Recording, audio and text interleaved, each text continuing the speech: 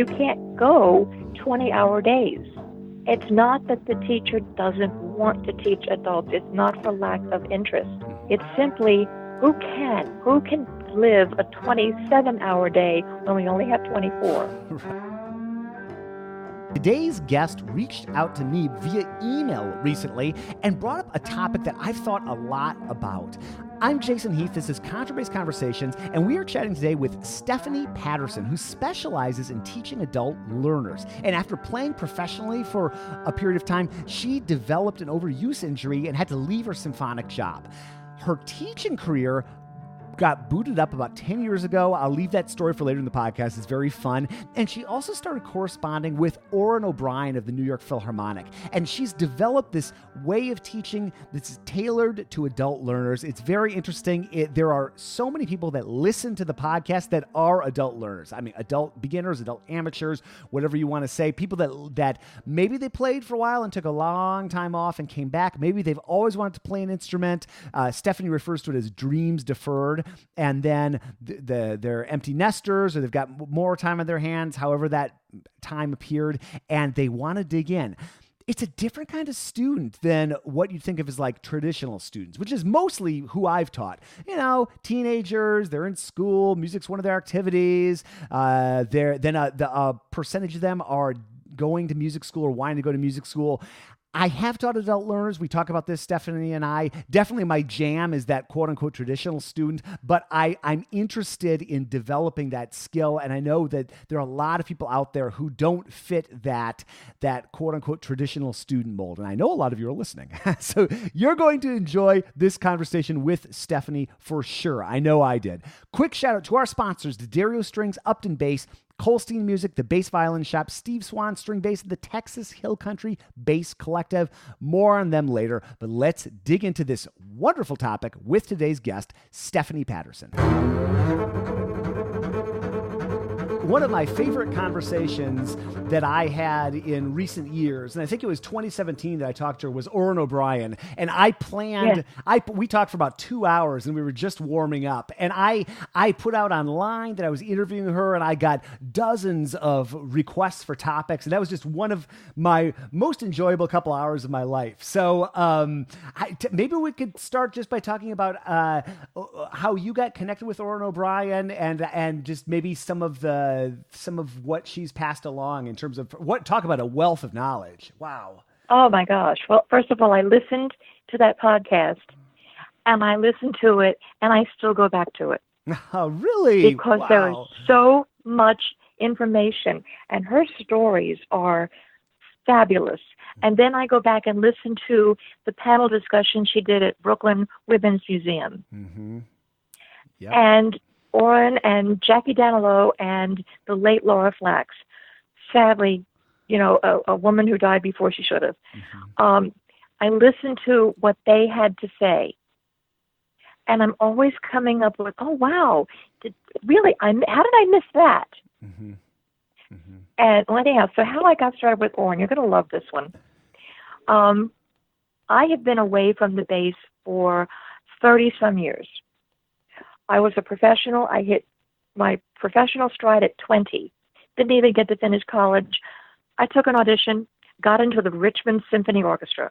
Wow. Which at the time was part-time, and which meant I didn't have a degree, so I'd have to get a 9-to-5 gig, stuck in some bank as a clerk. Right. Okay, I didn't care because I was in a real symphony. I was only 20 years old. And this was back before the screens were being widely used. So I auditioned in front of the principal bass and the conductor during the intermission of their chamber orchestra rehearsal. Mm. So then I was taken to lunch by two nice ladies on the board, came back to the rehearsal venue. The conductor and I sat alone in the auditorium, and he faced me and he said, "Why would you like to play for me?" Wow. And I told him that how much I, wanted to be a bass player in an orchestra. And he said, "Then you are." Wow. I was hired on the spot. And before I realized it, I had board members and their relocation committee reaching out to me by phone, by letters. We didn't have internet back then. I arrived in Richmond that fall to an apartment that was completely furnished. They had paid the deposit, and I had interviews lined up for jobs that were in organizations or banks who were essentially run by their different board members. I did nothing but have my father load the station wagon with me, the bass, a few boxes, and that was it. And I walked into a furnished apartment. Nice. So anyhow, long story short, I had played professionally, and I had a dreaded overuse injury that occurred at the muscle just below the thumb. And you know, soft tissue injuries do not go away. Yeah. And I got injected. I had physical therapy. I had splints. I had torture, the whole bit, medications. And I finally said, enough. It's not going to get any better. I'm limited. I can't play Richard Strauss the way I once did. I can't do it. I can't go to work, practice 3 hours a day when I don't have to go to symphony at night. I can't do double rehearsals and a concert the next night. I can't do the 3 gigs a day that I did on weekends. I just can't do it. So I stopped. And, I can sing. So I got a couple of free gigs doing some singing. I was at least in music. And it's just all these weird paths that my life took. Never got to finish college. I was an adult student twice. Mm-hmm. I found myself being kind of a house mother to the other students, which was fun. It was always money. Having to be an adult and pay rent and all the good adult stuff and try to come up with the tuition, it just never balanced out. That's just how it was. Yeah. No sour grapes. So I kept saying, God, I miss bass playing. God, I miss bass playing. Well, I tried everything. I studied conducting with the late, great, wonderful Joseph Castaldo, who put so much richness into my life, just with his knowledge and his inspiration. And I said, well, that doesn't work. I put out a few decent pieces, but nothing really, it just didn't, I didn't have the desire to get up at 4 a.m. and write for 3 hours. Yeah. Or the energy to come home from work, have dinner, and write for 3 hours. And I said, I don't think I have any more ideas. So then I was singing, and I finally ended up finding a voice teacher, fabulous voice teacher, who had a career in Vienna, sang all over Europe, had 2 Fulbrights, sang with the opera company in Philadelphia, and she was teaching anywhere from 12-year-olds up to 90-year-olds. I took 15 years of lessons with her. She is now my best friend. Wow. We sang duet concerts together. I was taking auditions. I was getting church solo gigs. I got into a professional choral group. So here I was getting paid to sing. It wasn't enough. I would get, for the dress rehearsal, the orchestra would show up. And what did I do? I'd break ranks and run over to the bass player. I swear, I'd run over to the bass player. And every once in a while, it would be somebody really nice who would say, hey, you want to try the bass out? Oh, yeah, please. Mm-hmm. Well, my bow arm was atrocious by that point, and I could find a few notes, but it just felt right. So we'll fast forward because you don't need. Oh no, this is great. Take the time. That's the beauty of podcasting. I love hearing this. Well, okay, so I said, geez, I really missed the bass. What am I going to do? Well, I was going to this young hairdresser, young hip dude. He was punk. He and his wife had every color hair imaginable. And they could work on a 90-year-old woman and have her come out looking gorgeous. Professional people and the punk community, everybody. I thought they were the sweetest people, and I loved going in there to get my hair done. So one day he says, I want to play bass. I want to play rockabilly bass. And I looked at him and I said, well, I was a bass player. So, I can at least show you how to hold your hand correctly and show you the notes. I won't charge you because I don't know if I can teach anymore. I don't know if I remember enough. But you get a bass and we'll start working together. So they lived above their shop, which was great. It was up the street from me. So I would go over there every Sunday afternoon. He'd haul out this bass that he bought from eBay. Mm-hmm. And it was total cheese box, had weird strings. And I showed him how to hold his left hand correctly. And I taught him just a few notes here and there. And he was picking it up. And one day I said, wait a minute, let me show you what I mean. I picked up the bass and I played. And I said, oh, I can play. So I told him my conditions. You have to learn to read music. You have to learn to use a bow. Because I had heard enough rockabilly in his shop to know that they used a bow once in a while. And he said, fine. So I found some, this thing called my first samandal, which is kind of a conglomeration. They kind of take out 90% of the academic stuff but make it really accessible. So you're still getting samandal. Okay. He started reading music. I was helping him build chords because he had no idea what a chord structure was. I was showing him chord progressions. And all of a sudden, he's taking off. Well, then he's into slapping. I don't know how to slap. So I go onto YouTube. Now I've got to I can't slap. I learned to do up to a double slap. Cool. So I went in one day for a lesson, and he said, well, I don't think I have this down right. I said, what are you trying to do, a double slap? He does it. And I said, no, it goes more like this. And I grabbed the bass and did a double slap. So we ended up, I love this guy. I loved him and his wife. We became good friends. And they are now in, I think Kentucky. They gave up the salon business, and they're both nurses. Wow. One is in oncology, and one, I think, is in OB. I'm not sure. But at any rate, we bartered. I had my hair done, and he got lessons, which was a riot. Yeah, so partway during this, it was great. It was great.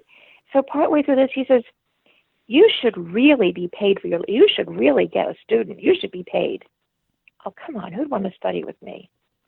So I thought, what the heck? I went on to Craigslist, put up a notice, like someone's going to, want bass lessons, right? I swear to you, within 2 days, I had a call. Wow. So I went to the student's home, and very lovely young gentleman. As a matter of fact, he's in his 9th year with me. And I interviewed him. What would you like to do? What are your goals? And he worked full-time as an architect. What are your goals? What would you like to do? What do you see is in your way? The whole bit. I made this laundry list, and he says, oh, by the way, I've been through like 5 teachers in 3 months. Wow. Oh, yeah. Because they're forcing me to read music. I said, oh, my God. And I said, listen, you're going to have to read music. But I really believe I can work with you. So he played for me, and I made this laundry list of what he really, really did well. His intonation was scary. It was so good. His hand position, on the other hand, was an injury waiting to happen. Okay. Bow technique the same way. It was very uptight. So I made a list of what I saw that was good and what I saw that needed work. I said, I want you to think about it. If you want me to work with you, you call me in about 2 or 3 days. And if I don't hear from you, then I will assume that we're not going to be a great match. He called me back in 2 days. Can you come over next week? Wow. 9 years later, he is doing community orchestra playing. He loves it. And he's good at it. And he has so many other interests. His goal was to have learning the bass, which, by the way, he had played some in high school and some jazz and some electric, but had never really taken lessons. Mm-hmm. So he wanted to use his knowledge of the bass to help him in his other artistic endeavors. He is a composer for dance companies in the area, contemporary dance. And he does mostly composing on the computer. So he's producing these magnificent soundscapes that have a story that's shown on stage. He collaborates with the choreographers and with the dancers. He goes to rehearsals. So learning the bass and being able to play actually had him a few times on stage playing bass and improvising while the dancers were telling their story. Cool. Wow. Yeah, this gentleman is absolutely beyond the map fabulous. And he and his wife and I are friends now. He's an adult learner with the limitations, which we'll go into in generalities. But back to Orin. During this journey, I was always a fan of the New York Phil. And I'd always see this elegant lady in there playing bass. And I looked at the roster and I said, gosh, just looking at her, I am so moved to want to play bass again. I just want to write to her and tell her that I'm inspired. So I sent a letter to the general email by this time, thank goodness, the internet was around. So I sent an email and it got passed on to her and she wrote back to me. It was a fan letter. I swear to you, it was a fan letter. Oh, wow. Just telling her that her work ethic was visible in what she did. And I told her a little bit about myself. I got an email back from her. I thought, I'll never hear from you. I don't care if I don't hear. I just want to get it out there. I get an email back from Orin. Geez, this is great. So a few months later, it was around holiday time, and I sent her an email just wanting to wish her the very best for the coming new year. I got an email back. Wow. Yeah. Okay. All of a sudden, we're exchanging emails. And she's offering me advice on teaching and encouraging me to play and offering me resources to check out. I said, well, now I don't have a bass. But of course, I couldn't afford one because I had sold mine back in Richmond, 30-some years past. And I said, oh, what am I going to do now? And I'm looking around and I'm finding just garbage. Sure. I mean, nothing. I played 2 notes on one just to be polite to the gentleman who was showing it to me because I had taken a look at it. I said, this thing is going to fall apart if I sneeze. I played a couple of notes and I thanked him and I said, really, it's a bit strong for my hands. Okay. So my longtime friend and a former colleague from the Richmond Symphony, and we've been friends now for 49 years almost. He's now retired up in Buffalo. Well, retired? No, he still plays. He said, look, I've got 4 basses. Come up to Buffalo, visit Leslie and me. You haven't seen us in years. Take home the little red bass. You can use it indefinitely. Oh boy, don't F me twice. I went up on the train. Of course, I got to see him. His name is Peter Baylor. He's one of my teachers. He's one of my friends.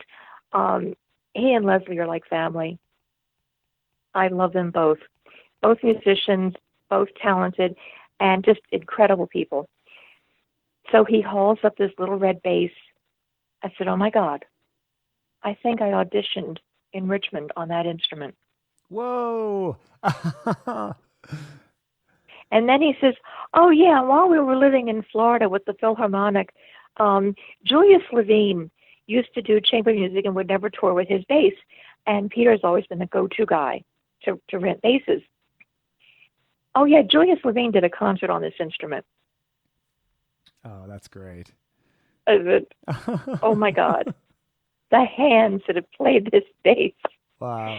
So took the train back to the Philadelphia area. Now here I am traveling with a bass. Well, I had a whole pocket full of $5 bills because I knew I was going to need a lot of help. Yeah. Well, Amtrak, I had to buy a ticket. I have to tell you the funny story. I bought the return ticket, and well, you need a seat. I said, yeah, it's a very large musical instrument. It cannot go in it has to stay with me the whole time. Okay, well, we'll give you the handicap seats in the front of the train. There's plenty of room there. I said, that's great. But I have to put something on the ticket. What are you carrying? I said, it's an instrument. It's a bass. So I knew I couldn't give a name because they would ask for an ID, and I didn't. You know how that goes. Of course. So I get the ticket, and it says instrument, INSTURMENT. There we go. BASE. Oh, no. Yeah. Well, I get settled on the train. I get the bass properly in its seat. And it was some ungodly hour, like 7 o'clock in the morning. And I fell asleep, obviously.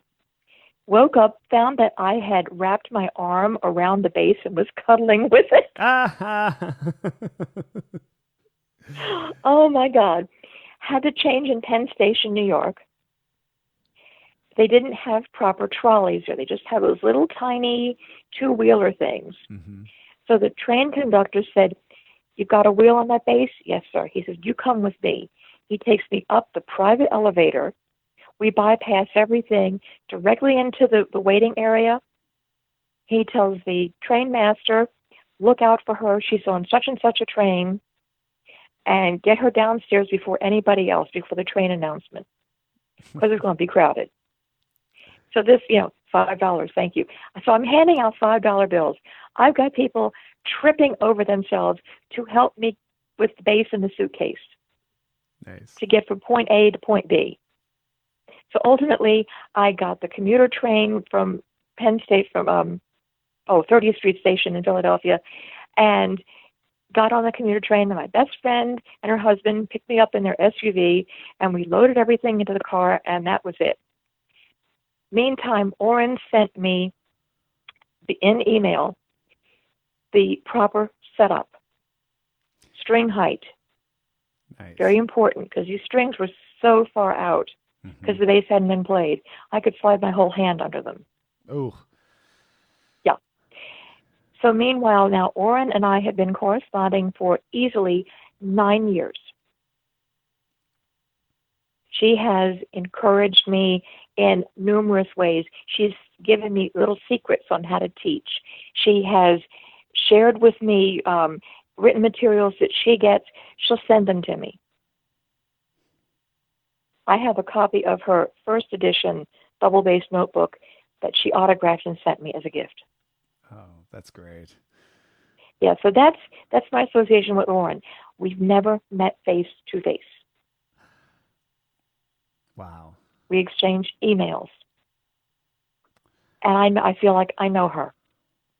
Oh, I do. I mean, we've exchanged all kinds of great emails. And she's always been in my corner. And she said, Steph, you really need more students. Well, I know I need more students. Well, here's what you're going to do. You're going to write to Jason. And you're very good at adult teaching. This is your specialty. And you've learned over the years how to do this. So this will maybe raise some awareness. And as she said, there are a number of adult mavens who listen to Jason's podcast. Yes. And you never know. I said, I'll do it. And I wrote to you, and I'm thinking, oh, yeah, right, adult learner. And who the heck am I? I'm not a specialist. It's just everything comes to me by accident. Teaching adults did. Mm-hmm. It just happened, from life experience, from classes I'd taken in other venues that just sort of translated into how do you teach an adult learner. So that's my weird background. Everything came to me by accident or in an atypical fashion or backwards. I did what I was supposed to do, but then I went back and got the training. Mm-hmm. Mm-hmm. That's a great path. Wow. What a tremendous resource Orin O'Brien is, right? Can't say enough good things about her. Orin, and it takes a village. I credit my past teachers. I credit my dear friend Peter Baylor, because I studied with him for a time when I was in Richmond, and he taught me so much and refined the technique I already had. Because I loved first of all, I loved his sound. I said, that's the kind of playing I want to do. It was clean, no nonsense, but gorgeous. Mm-hmm. So he said, fine, I will be happy to teach you. And we had these marathon lessons. And we ended up playing duets together after the lesson.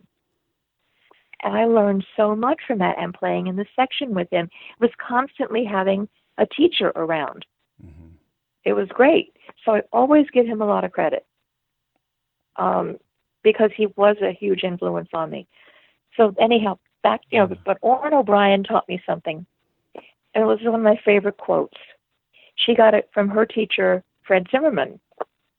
We are brother and sister bassists and should help each other. It's a great quote. And that has stuck with me, and I asked Orin, may I please use it on the podcast? Thank you for putting it in there. That's a great one. Yeah, that's one of my favorites. So that's kind of like where I was, and part of the convoluted path that I've taken to where I am now. And yes, I do play, and now I also conduct. That's great. I have a summer string orchestra that is made of community orchestra players, all strings, all adults. We have some high school kids. I said it's intergenerational. If you play a stringed instrument, you want something to do for the summer, you join. And we do 6 open rehearsals. The last one is sort of a concert, really, at a local retirement community that has a phenomenal auditorium. Mm-hmm. We're welcomed there with open arms. And we bring people together from, I'd say, as far as 20 miles away, who will come and play these rehearsals. So we're gearing up for this summer. And how I picked up a baton, who knows? But maybe necessity is the mother of invention. But I've been conducting, and I said, geez, who knew that I would enjoy this too? Yeah. Who knew? One of the great bass players of all time, Fred Zimmerman, former principal bass of the New York Philharmonic. He was Barry Colstein of Colstein Music. He was Barry's bass teacher. Here's Barry on Fred Zimmerman. Anybody that knew Fred would say he was one of a kind. I mean, the man was probably the most talented, the most giving. He was the most interesting. Not only was he an amazing teacher, an amazing performer, he was an amazing artist also. He was truly a great artist. Along with Fred Zimmerman, people like Milt Hinton, Homer Mensch, Orin O'Brien, and so many others have had their basses worked on at Colstein's or had instruments made for them by Colstein's. Thank you, Barry, for everything that you've done for the bass world. And folks, check them out at Colstein.com. And thank you so much for sponsoring the podcast. This episode is brought to you by the Bass Violin Shop, which opened in 2001 as a small double bass workshop in Greensboro, North Carolina. Today, they're staffed by 3 full-time, highly skilled bass luthiers, and they specialize in double bass sales, rentals, setup, restoration, and repair. For nearly 20 years, they have satisfied thousands of clients by offering quality instruments, knowledgeable service, reliable repairs, and superior restorations at affordable affordable prices. They recognize that traveling and flying with the bass can be a serious obstacle. That's why they now offer several options for the jet-setting bassist.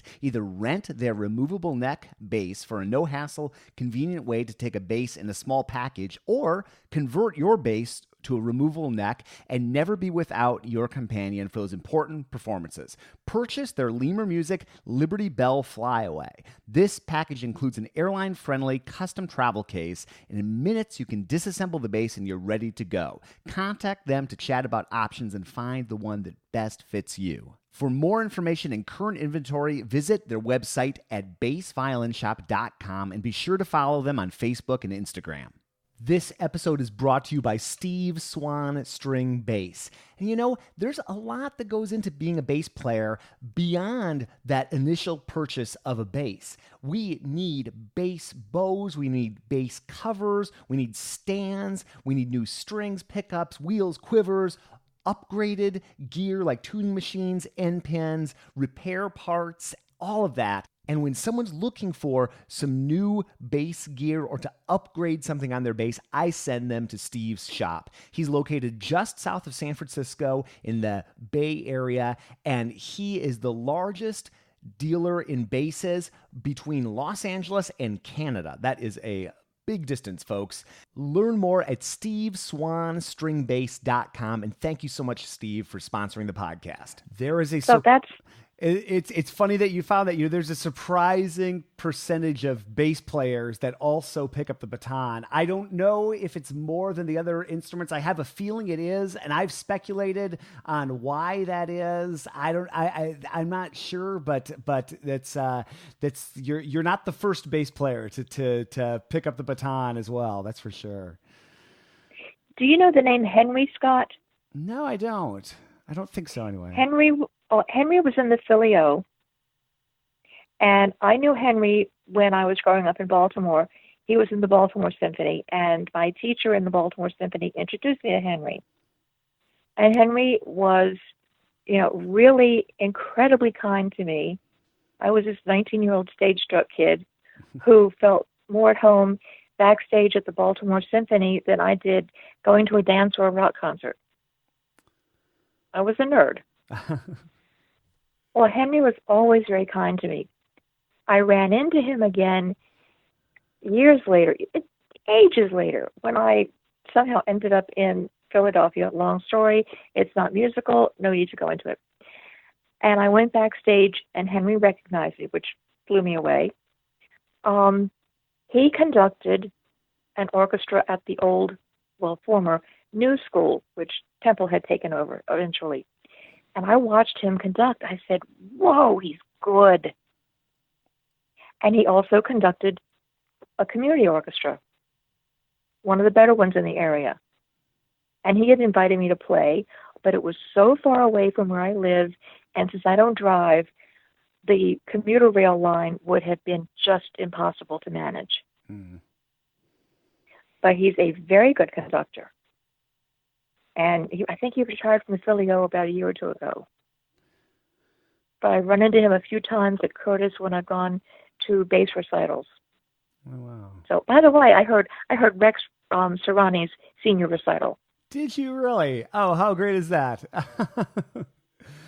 Because I know his first teacher, Bob Patterson.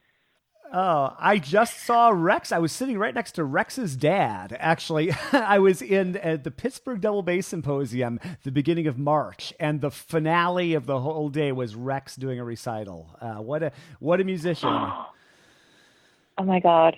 He really, I was sitting there just thinking, are you serious? Who did that? I can't do that. I never could do that. How does he do that? Mm-hmm. Mm-hmm. It was phenomenal. I really enjoyed the evening. Patterson, who had been Rex's teacher, it made it even better because I'm watching Bob just sit there with his, just proud as a papa. I loved it. And I got to meet Rex, who was just as sweet. I loved him. Yep. I loved the kid. So. Yep. Anyhow, He's great, and he's off to he's obviously principal bass of the Met Orchestra, and just amazing to it'll be fun to follow along with him over the years. I'm sure he's got a lot of musical adventures in store. He's already done a lot, but he's a young guy, and it'll be fun. But and he knows a lot. Oh, absolutely. I got a chance to spend some time with him in New York this fall. I was in town doing some interviews for the podcast, and then we spent some time together again in Pittsburgh. And then in the intervening time, I had him on the podcast. And what an interesting artist, and what a inspiring artist. Yeah, I heard the podcast he did. Oh, that's great. And I thought, I'm blown away. He really knows these operas. Mm-hmm. He's not just sitting there in the pit making money and playing. He knows what's going on. He does. So he knows what every note that he's playing, he knows how that contributes to the opera. Yeah. It's remarkable, right? Just going through all these different excerpts and just like tying it all in this really three-dimensional way with the story and the drama and just everything else that's happening. No, you're inspiring in so many ways, but that was particularly inspiring too, to just see how deeply and three-dimensionally he's thinking of what he's doing in the pit.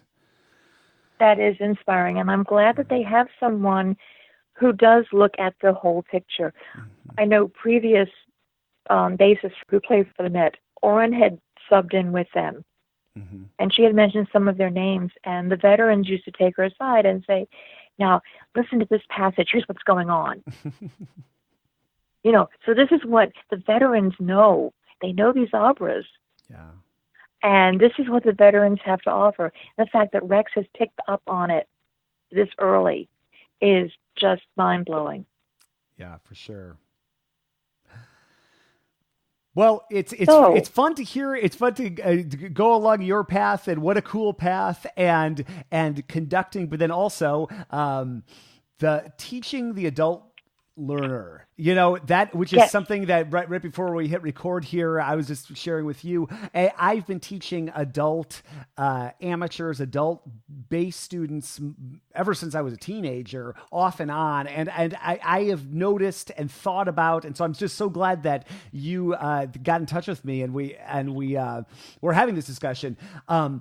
Similarities and differences, teachers who focus just on that quote unquote traditional student, I guess the conservatory bound, the music major bound. There's so much we can dig into. Where do we even start? Well, your second question mm-hmm. had been, the teachers who focus on so-called regular students. Yeah, let's talk about that. Yeah, because I put a lot of thought into that. This is a double-edged sword. It mm-hmm. can be looked at as negative. Mm-hmm. Well, they're not interested in me because, or let's look at the real world. Yeah. What are things really like? So, with society, and I guess just life in general, there's a certain natural order of things. We go to our high schools, and then we go to college. Mm-hmm. Well, by then, we figured out before we even audition or apply to college, we sort of know what we want to do. Mm-hmm. We want to be a bass player, or we want to major in music ed and be a bass player. Right. And then you go into the conservatory or the music school, and you do your 4 years, and you come out, and you do one of maybe 2 or 3 things. You go into your chosen field of music ed, and you're a good freelance bass player.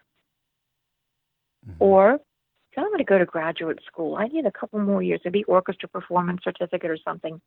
And you take that path, and then you audition for orchestras while you are still getting your training. So, but that's the norm. It is your basic schooling, your college, and then right to your profession. That's kind of the way it's expected to go. Right. And it doesn't always work that way. But anyhow, so the teachers in conservatories especially, they have a serious time limitation on their hands. They're 24 hours in a day. Most of these people are playing for full-time major symphony orchestras. If you look at places like New York, Philadelphia, Boston, Chicago, Baltimore, Washington, LA, San Fran. What are they doing? They are playing full time. Mm-hmm. And then they have their studio loads at the conservatory or the music school, whichever level they're teaching. They're required to carry X amount of students. And those students require not just that hour in the studio, but the prep time, grading, sitting in on juries. The orchestra requires practice outside of the rehearsal hall, mm-hmm. plus the concerts. So it's not a 40-hour-a-week job, as some people say it is. But it's a full-time job. It's all-encompassing, all-consuming, and then the conservatory on top of that. Right. So it's just how it is that if some adult student who's not part of this natural order of things asks for a lesson, there are only so many hours in a day, and you have to take care of yourself. Yes. You can't go 20-hour days.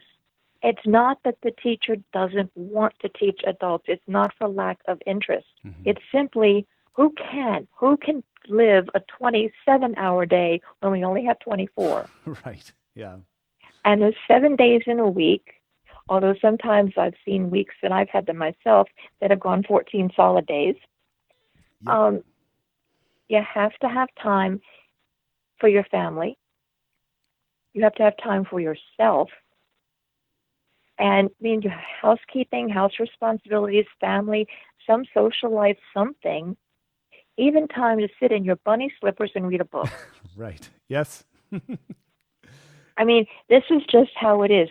So it's not the fact that these teachers don't want to teach adults. They simply cannot. And so a number of adults might take offense at that, thinking, well, no one's going to take me seriously. That isn't the point. They are taking you seriously.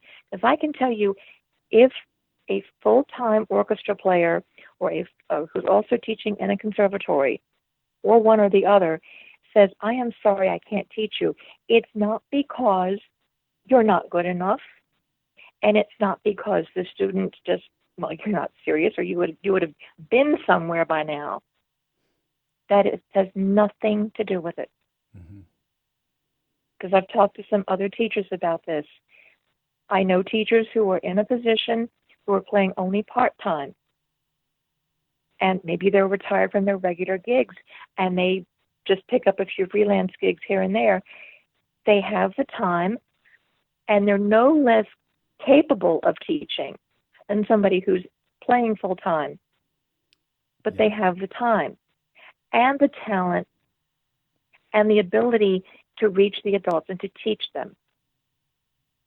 So I have to come out, in defense of the symphony orchestra people and the so-called, the major teachers. Mm-hmm. Let me tell you, if they had the time, they would say absolutely. Yeah. I'm really convinced. I would like to see a focus change on how adults can find teachers who want or who are able to teach them, instead of saying, oh, well, I tried here and they don't want to teach me. That's really not productive. I believe that we need to encourage teachers who are in a position to take new students, encourage those teachers to look at adults. Yeah. And those who have the skill set to adapt to adult teachers, to adapt and to take those adults on and learn from the student. I am learning so much from my students and broadening my horizons. And I'm learning how to teach them. You have to teach to them and not at them. Yeah, for sure. I've got an arsenal of books that I absolutely adhere to, but I have to adapt those books to what my students need. So, yes, I come in there armed with the first two books that I will give any student. A Contemporary Concept of Bowing Technique for the Double Bass by Frederick Zimmermann. It's a great book. If a student can't read music, this book is going to be one of the ways I can help. First of all, you have to know how to draw a bow. Mm-hmm. You know, violinists, violists, and cellists, they're taught bowing from day one. Bassists, this is my own experience when I came to the bass. Well, you know, you're in junior high, you're in ninth grade, you're going to graduate at the end of the year, and you're going to play a bass. We'd love to have you play an instrument, but it's going to have to be the bass because I need you in the orchestra. So here's a bass and here's a bow and here's bow and string builder book 1. This is down bow, this is up bow. Mm-hmm. 3 months later, you know, you're in the orchestra. You know a down bow, you know an up bow, you know open strings and first position. You can't tune, and please don't give me something that has a B flat in it because I don't know half position. Right. I mean, it's that bad. I don't know how much bow to use. I can't draw a straight bow. I have no idea that my bow arm is important. Mm-hmm. But, so anyhow, if I go back and I start a student with this and Samandal, then I can decide, well, how much work do I want to emphasize in which book? And I'm usually going to emphasize more in Fred Zimmermann's bowling book because that puts the bow to the string and the student is going to start producing a satisfying sound. And it's almost an instant gratification. And it's a great way to help the student relax that right arm and use the weight of that arm. So those are the two books that I come armed with. And then I adapt to the student's needs. Mm-hmm. You know, what are you working on? What are your goals? What do you want to do with the bass? Okay, you're playing jazz. One of my students, by the way, just got back from another weekend at the Knickerbocker. Oh, wow. Yeah, he is part of a duo called the Jazz Doctors. One is a PhD, one is an MD. Piano and bass. And cool. yeah, I mean, it's majorly cool. So, of course, I'm now listening to a lot of Dave Brubeck. I'm listening to salsa and bossa rhythms and things that I never would have listened to. I now own a copy of Rufus Reed's Evolving Bassist because I need to look things up to help my student. Mm-hmm. So, but anyhow, back to why teachers focus on regular students. It's so-called regular students.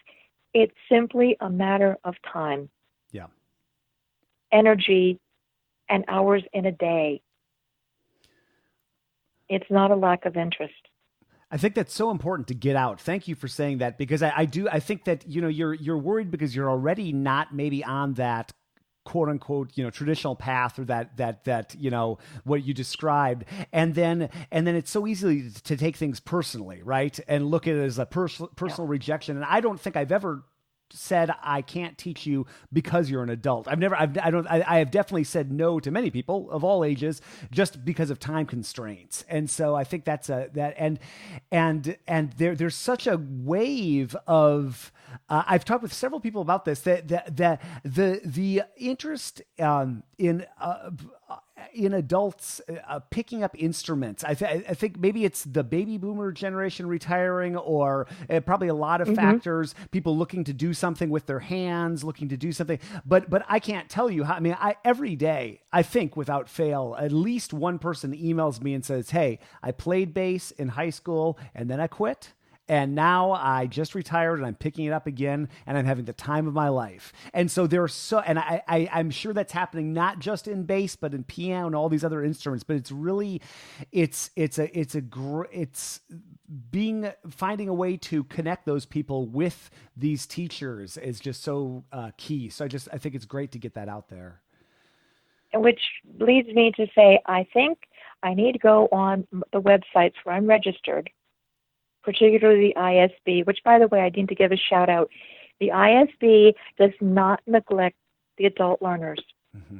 The ISB, for the conventions, I haven't been able to go away yet to a convention, but I've seen the schedule where there's plenty for the adults to do. Mm-hmm.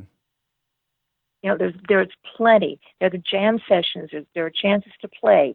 And I don't think that any adult would be excluded from any of the sessions there.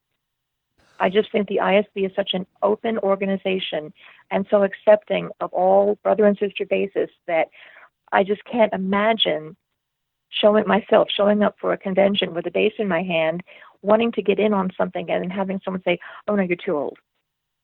I just don't see that happening. Yeah. So but I need to go back to these registries I'm on and update the profile to emphasize adult students. Mm-hmm.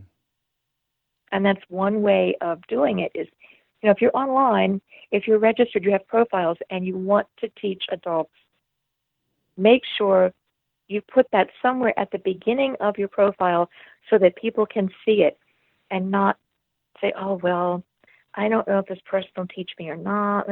And then, you know, or the person's afraid to reach out because there's rejection. There's always a possibility. But you were also talking about one of the other questions you had posed was adult versus the so-called typical learners. Yeah. It's something I've thought about so much, you know, just being on that path. And you know, I have a student coming in about an hour that, you know, they're 15 and they'll just kind of, you know, I sort of have I mean, I personalize all my or I hope I do, you know, with everybody, but they're kind of on that path versus an adult student. I just think what their goals, their motivations, you mentioned maybe even some limitations earlier. I'd love to like go into those similarities and differences. It's a really wide and deep topic, I think. Funny you should say. I've got them written down. Yes, let's hear them. I was writing like crazy because knowing me, I'd forget something. When you look at the adult versus, I would hate to say typical learner because we're all learning. Every one of us is learning every day. Mm-hmm. But let's say adult learner. An adult will come to you with different goals and different life experiences. Yes. You know, some of these are people who have finished what the kids call adulting. You know, they've raised their families, they're going into retirement, and this is what I call, picking up an instrument is what I call a dream deferred. Mm-hmm. Maybe they wanted to do it earlier, but gee, the kid needs braces. Or, gee, I've got to drive the kids to baseball and hockey and soccer and dance class and here and there and make sure the piano lessons are paid for. And, you know, there are all these things going on. And, oh, yeah, by the way, I also work a full-time job. You know, we can't do it now. Right. Okay? Yeah. So this is one phase of their life is kind of, hey, I've got time for me now. So I'm going to go after what I want to do. And the other part of it is, you have adults with other interests. And the two of my students I just mentioned, one of whom is very, very multidisciplinary. He's a visual artist. He composes for dance companies. And he still has a full-time job as an architect. Mm-hmm. But he wants to learn more about the bass. He wants to become a better player so that it enhances the other areas of his life. And he's the one who is really, really doing a beautiful job in community orchestras and can totally hold his own and just get better and better and more involved. And my other student is the jazz performer who is just, I mean, he tells me every lesson, I am so in love with the bowing exercise book. He's having a ball with it. Exercises in Simondl. Wow, these are so good. These are music. When I was a kid learning Simondl, it was, okay, page 23, exercise number 7. Oh, man, not that one again. Sure. You know? Yep. So it's a whole new perspective. There's an enthusiasm. So now when you're coming to limitations, you've got just the natural aging process. We are now acquainted with Mr. Rightus. His first name is Arthur. Sure, right. We've got it in our hands, our knees, all of our joints. So maybe we cannot play 30-second notes. Maybe we have to slow things down a bit, get the muscles worked up, just get the muscles stronger. One of my students has some neuromuscular issues. And this is a touchy subject. So I don't talk to him about them. I know they exist. I know what they are. He told me the name of the disorder. I researched it. So I know what I'm dealing with. I do not teach him any differently than I would any other student. But I'm just aware in the back of my mind. If I see a roadblock, if I see something that he's having difficulty with, then I say, you know what? I'm bored. Let's go to the next thing and we'll come back to this. Because sometimes you repeat something so many times that the student can't go any farther and the frustration sets in. Yeah. And that's with adults too. Maybe more so, because adults want to get it right the first time immediately, right now. It's the little bit of type A that we have. Yeah, right. Yeah, so we're talking about, and also we're talking about, in my case, past hand injuries. Maybe we messed our hands up early on. Orin, through her emails and through pointing me in the right direction, helped me to the point that I can play. And I've been able to play. I have played in community orchestras. I had a couple professional gigs, which really made me happy. So I can play and I can teach. And this is a really great gift. Now, in terms of working with adults also, most of us, by the time we hit adulthood, have a built-in set of values and expectations. Yeah. So you teach to the student as you do, you adapt. If I'm working on an exercise in Samandal and I see something isn't right, I'm going to adapt somehow. I'm going to find a way around that roadblock. I'm not going to change the exercise, nor am I going to change the fingering. But I'm going to change the approach, how I teach it, until I hit the right one. It's all trial and error. Adult students have to buy into what you're teaching. Yeah. We're not, as we were kids, we had sponges in our heads. If the teacher said it had to be right. And now as adults, we question, well, why should we do it the way you're saying? When I believe, or the way I was taught, or what I think, you have to allow the person to buy into it and embrace it. And there's a big word, one word, that sums it up: respect. For sure. It's mutual. The teacher respects the student and encourages the student and works on the positive side with the student. No, you're doing that wrong is not going to work. Right. But you think maybe we could try it this way? Or show me what you're having trouble with. Make that mistake so I can help you fix it. Now that, by the way, is right out of Barry Green. Really? Wow. The Inner Game. Inner Game. Mm-hmm. Yeah, I've read his books and I recommend his books. Yeah, they're great. I recommend them highly. Yeah. So it's keeping it positive. I was asking one of my students what the disconnect was between the notes on the page and what he was putting out on the bass. And he said, we tend to lead with our ears. Yeah. He'll look at a piece of music and he'll think it's supposed to go one way because his ear might be telling him something.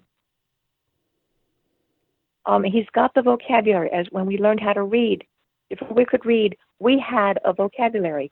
We just couldn't recognize it on page. Sure. Same as in music. So anybody could sing a scale, but let's read the music and let's put the fingering to it. You put your fingers on the bass, read the music. It's like, okay, you're going to walk down the street, you're going to chew gum, you're going to read a newspaper, you're going to text on your phone. Oh, by the way, you have to hop on your left foot too. Right. It's the same thing. So we're essentially teaching a second language. Mm-hmm. And then there's this big thing about habit. We tend to absorb new habits more slowly. We get set in our ways. So I like to, instead of tearing down or breaking a habit, I like to say, well, let's see what I can give you. Let's see what you can develop. Instead of saying, you always do it this way, you've got to do it this way. I'll give little cues in a lesson. If I see the student's bow start to come up too high, it means that right arm is tightening. And all I say is, bow. I see the arm drop. Or I'll say the word, wait, meaning W-E-I-G-H-T. Right. And I hear the sound come back into focus.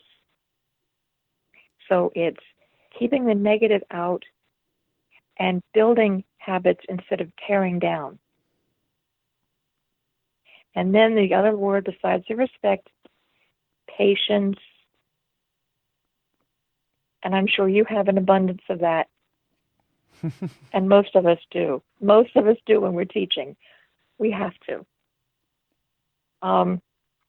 My gosh, I feel like I've commandeered this whole interview. No, this is beautiful. It's funny. My mind is chewing on some of what you're talking about. At Upton Bass, there is no B stock in terms of wood. Here's Gary and Eric from Upton on what happens when they encounter a flaw in the wood. Rather than someone just looking at that piece of wood and saying, "Man, I got to throw that in the fireplace." Yeah.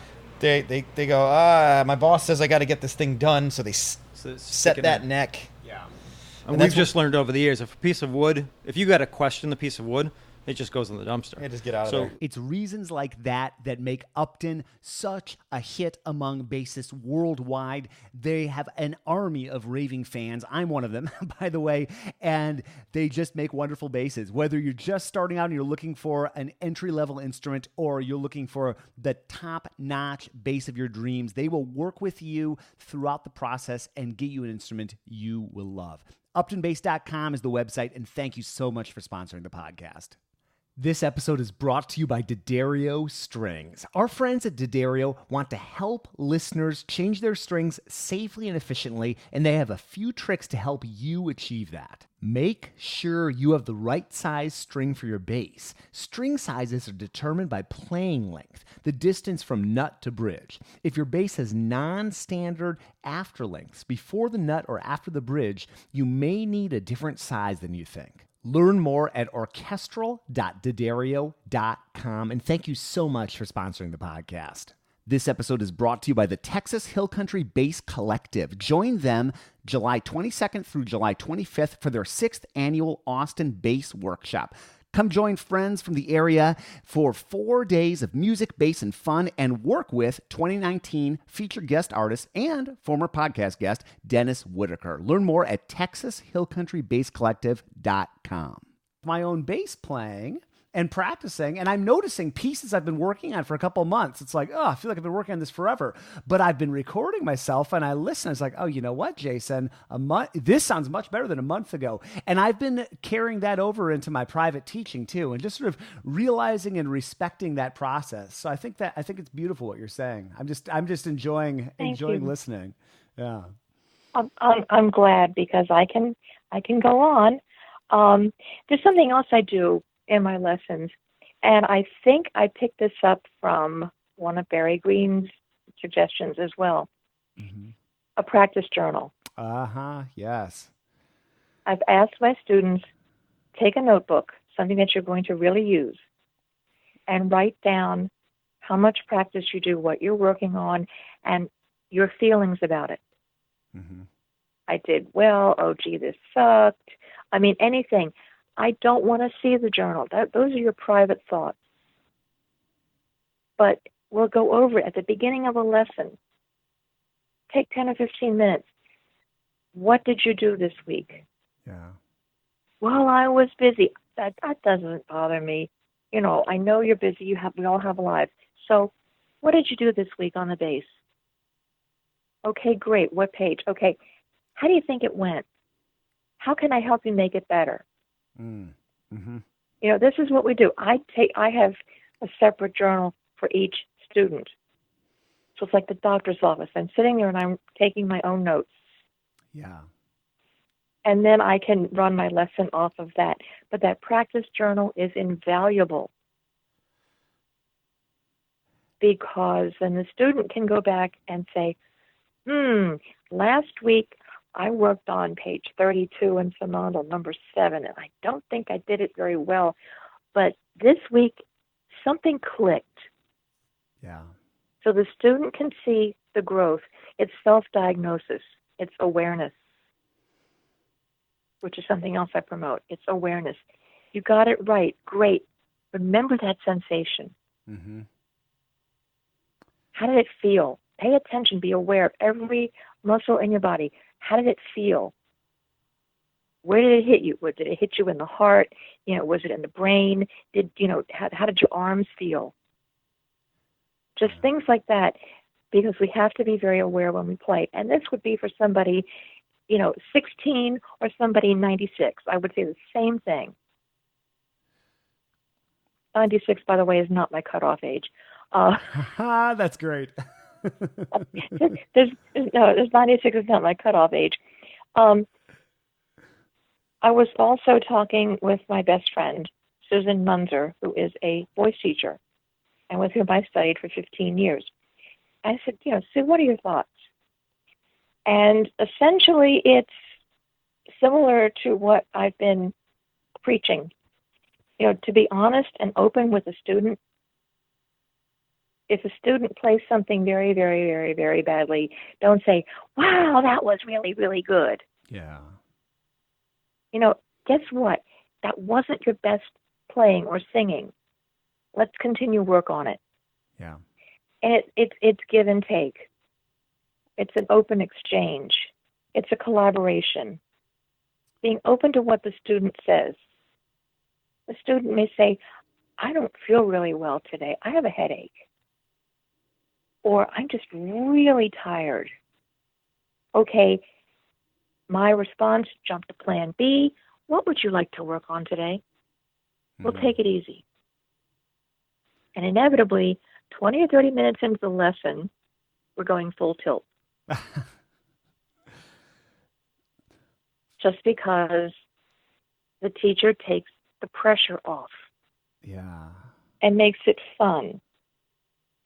So the other thing is teach what is needed. Yes. If a student comes to you and says, I really need to learn how to play this piece for a gig in a couple of weeks. Great, let's work on it.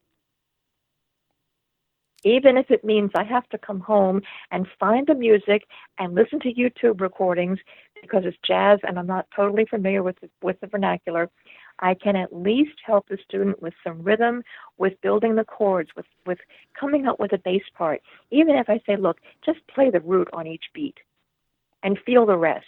Yeah. Even if that's all I can offer, I do that.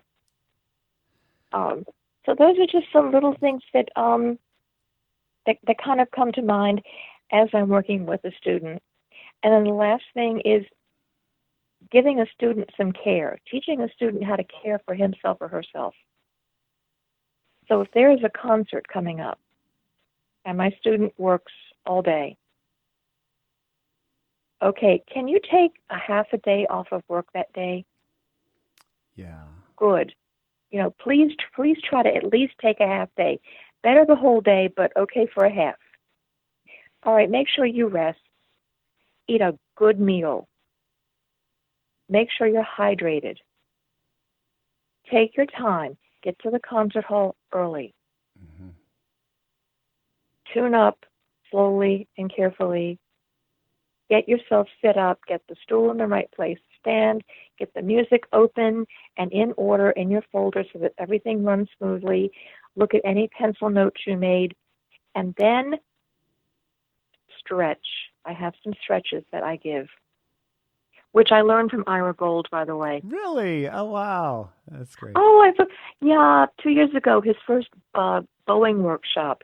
Yeah, you mentioned that. What a fabulous resource he is for the bass roll. I'm just such a fan of what he's been doing. That's great that you did that workshop. I would love to do that workshop myself one of these days. Oh, well, I went only as an auditor because I didn't really want to try to take a bass on Amtrak ever again. Sure. Right. And again, Orin had evidently told him about me. So when I wrote to him, of course, you can come as an auditor. This is great. Well, it was life-changing. I came away not only with the packet of information that he had given everybody, but I had taken 10 pages of notes. Wow. Yeah. I was surrounded by 15 very talented bass players, one of whom you recently interviewed, Lindsay Lamb. Yes, Lindsay. Absolutely. Yes. Yeah. Yes. She was with child at the time. Mm-hmm.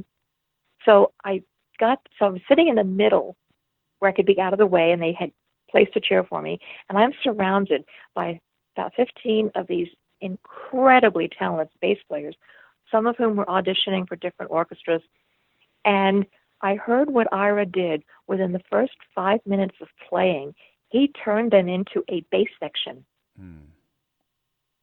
Everybody helping everybody else. And nothing but positive encouragement. Everybody got individual attention. Wow. And they were the nicest bunch of people. They were saying, hey, during a break, you want to play my bass? I'd love to. So I'm going around playing different basses. I got to play on a hybrid bow. I'm a German bow player. Mm-hmm. I got to play on a hybrid bow. I got to play a French bow. I got to play Ira's bass. I got to play Ira's second bass, which had belonged to one of my former teachers, the late Steve Brewster from the Washington National Symphony. Mm. So I got to play that bass again. And it felt like going home, obviously. I'll bet. Yeah, it was emotional. But I remember sitting in the workshop, and there was a break, and I got on my cell phone, and I wrote Orin a quick email. And I said, subject, Ira, text, wow. Yep. That's all I could do. Well, was one word. Yeah, wow. That sums up. I've known Ira since the early 2000s. He and I actually played together for a time in a chamber orchestra in Memphis, Tennessee. Oh. That same one I was telling you before we hit record. That Time for Three played with. So, and I remember Ira played his.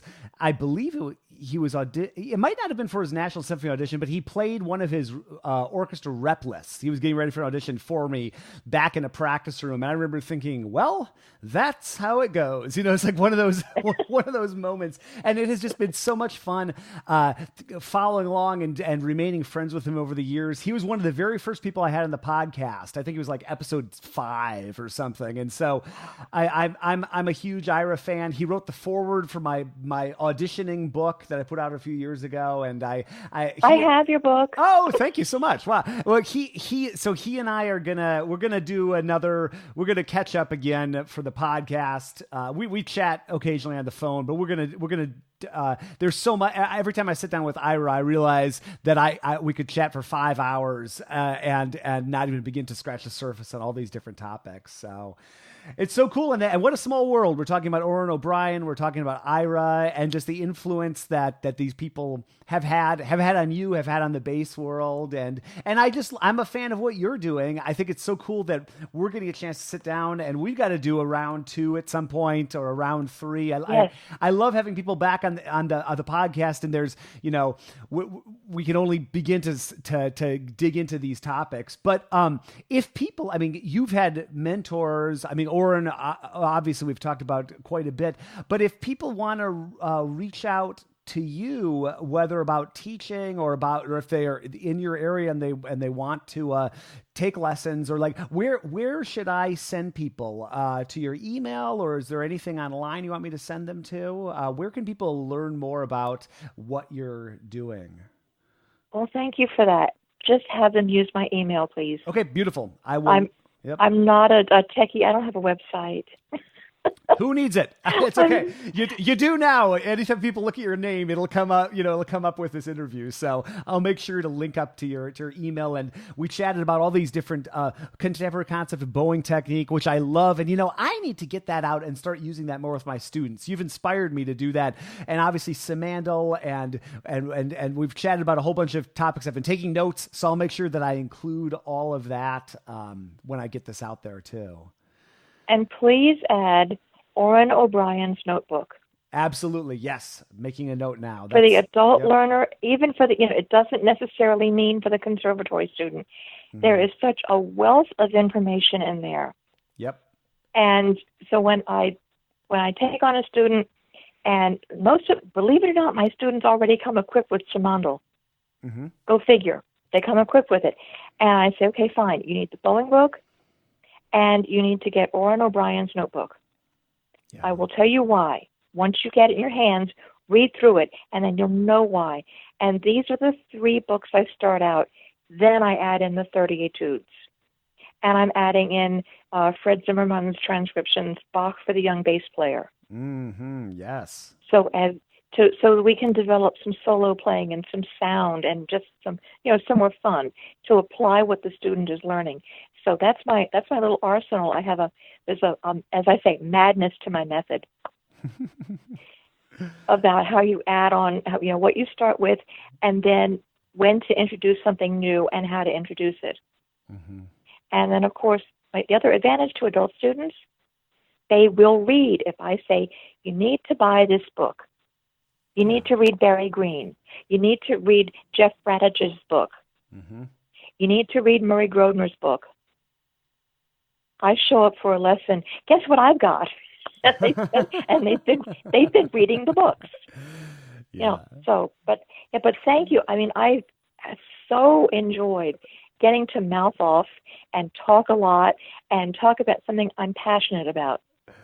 Well, it's something I'm passionate about too, and have thought a lot about. And like I mentioned, a lot of people have reached out saying, "Hey, I'm an adult learner. I'm picking up the bass." And I've only, I think, really dug into it once on the podcast in all 600 episodes. Wonderful gentleman who probably listened to this, because I know he listens to the podcast, in South Carolina. Stuart Pierce is an adult learner. He goes to the South Carolina bass workshop that Craig Butterfield holds. I'm not sure if he's been to ISB or not, but it was so fun talking to him about just the experience and what's challenging picking up the bass. I believe, if I remember right, I believe he's playing in a community orchestra. There's certainly a community group there. I can't remember if it's orchestra or jazz, but it was just so interesting thinking about that. And I just remember thinking how I mean, obviously a lot of similarities, but the notable differences between the adult learner. And one word that you brought up many times and that I think sums up so much of what we were talking about is respect. And that mutual respect, yes, and respecting the individuality of the student in the learning process. And they come in, they seem like they're having an off day, or they're frustrated, finding a side door and finding another way. That all comes back to respect. And I just think that's such a great thing to think about and keep in mind. Oh, well, I can't tell you how much I have enjoyed getting to get this out there and get your views on it, and to share experiences with you. And this is just amazing. In this day and age now, we have what's called a podcast that can go out over the airwaves to everybody. I mean, I never even fathomed in my lifetime that I would get beyond an electric typewriter. Well, thank you for following along with me. It's still surreal to me, because I'm just sitting here in my place in San Francisco. We're chatting, and I sort of forget that this goes out to the wider world. I mean, I really do. Like, even though I hear from people, it's talk about habits. This is one of those habits I love that I have is the podcast forces me to reach out and connect with people. And it's just a great learning experience for me. And even if there was no podcast, I would want to have had this conversation. It was a great conversation. I learned a lot. I'm going to go teach my student, and I'm inspired. And so just then the added bonus of being able to put it out to the world, it's a cool thing. It's like it's double bass radio. Who'd have thunk it? But who'd have thunk it? Yeah. But just keep doing what you're doing. Please keep doing what you're doing, because we need you. Oh, I appreciate that, Stephanie. It's I'm having a great time doing it, and it seems to have this great momentum, and so I'm just having fun being a part of the whole thing. Awesome. Again, I can't thank you enough for taking time to listen to what I've got to ramble on about. Oh, I love it. It was great. I will link up to everything we talked about, and I will probably, just to give you an idea of when it will go out. Let me look at my calendar here. I think probably the week of May 20th or possibly May 27th. I've been doing a few interviews the last few days, so I haven't figured out where they go on the calendar, but I'm scheduled through next week for them going out, but it should be mid to late May. And I'll let you know when it's getting ready to go. So, thank you so much, Jason. Enjoy. Have a great lesson this evening. Thanks a lot. I will. Great chatting with you. All righty. Take care. Good chatting with you. All right. Bye-bye. Goodbye. Stephanie, such an important topic. Thank you so much for connecting with me about it. Folks, email her if you want to learn more or you want to chat or you have thoughts or perspectives. And I know a lot of you out there are adult learners. And if you made it this far and you're listening to my voice at the end of my conversation with Stephanie, you're probably true fans. So I'd encourage you, reach out and to her, but also feel free to CC me, feedback@contrabassconversations.com, or email both of us. And what's the next thing you want to know in this adult learner topic? We chatted for a while, but I also know we only scratched the surface. What are you struggling with? What are your frustrations, joys? How's it going? Maybe I should do a podcast with a whole bunch of adult learners, maybe have people chime in for 5 minutes. I don't know. I had Stuart Pierce on the podcast, who's an adult learner in South Carolina. We did that in 2017, if I'm remembering right. And it was fun because I had him on the same exact week I had my youngest guest ever, who was Rebecca Zimmerman. I believe she was my youngest guest ever. Rebecca Zimmerman was at the time at the University of Southern California, USC, studying and really eclectic. And I just liked the juxtaposition of an adult learner, older, and Rebecca. I thought that was a fun week. So let me know where should this conversation go, I guess. Reach out to Stephanie, reach out to me, and thank you for listening, and share this out. Obviously don't have to be bass players that you share this out to. This topic and today's episode in particular applies to anybody picking up an instrument. So thanks for listening. Thanks for everything that you do. It means so much to me that people are there listening, and I just am so honored that people take the time to listen and then also to reach out. And I'm also honored to have such a great team of people working on this podcast. They are Michael Cooper, Steve Hinchy, Trevor Jones, and Mitch Mooring. If you're looking for a bass or bass work, Mitch is in the Dallas-Fort Worth area, and he does great work. MitchMooring.com. And thank you to Krista Copper for going through and cataloging and archiving everything we talk about on this podcast. I'm your host, Jason Heath, and we will see you again soon for more life on the low end of the spectrum.